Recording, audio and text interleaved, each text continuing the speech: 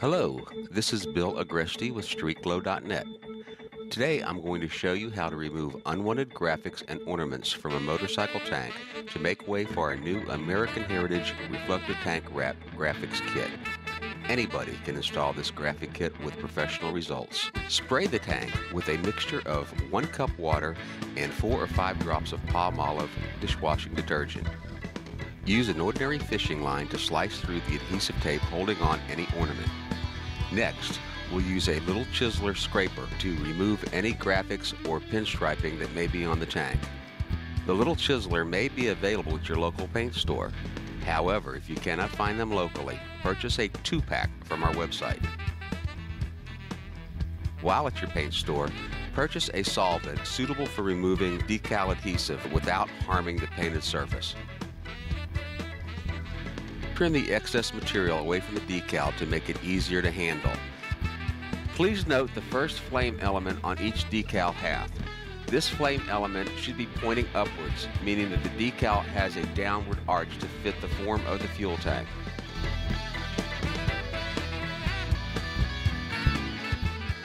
Peel back the decal from the wax backing to expose the upper half of the decal. Trim off the excess wax backing and then coat the decal and motorcycle tank with a solution of palm olive and water as we mixed earlier.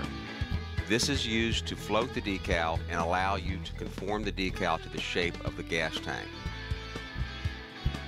In spite of how it may look, this is a gentle action. Do not use brute force.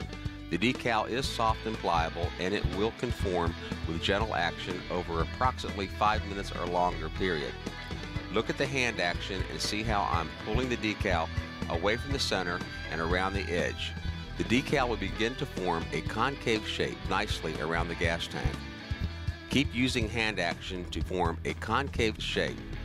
Keep the decal fully wetted. Do not allow it to bond. This means lifting the decal off of the motorcycle tank every couple of minutes and recoating it with a new fresh wetting of soap and water. You do not want the decal to bond until it has formed a fairly consistent shape around the front head of the gas tank. Once you're comfortable that the shape has been formed, you can stop wetting this portion of the decal. Now we're going to pull back some more wax backing paper and possibly pull off some of the membrane topside to reveal more of the decal to be worked into the fuel tank. Be sure to cut the material away and avoid contamination of the sticky side of the decal. And remember, keep wetting the decal. We are now in the easy portion of the installation, working down the flame element tips as you would like to see them appear on the fuel tank.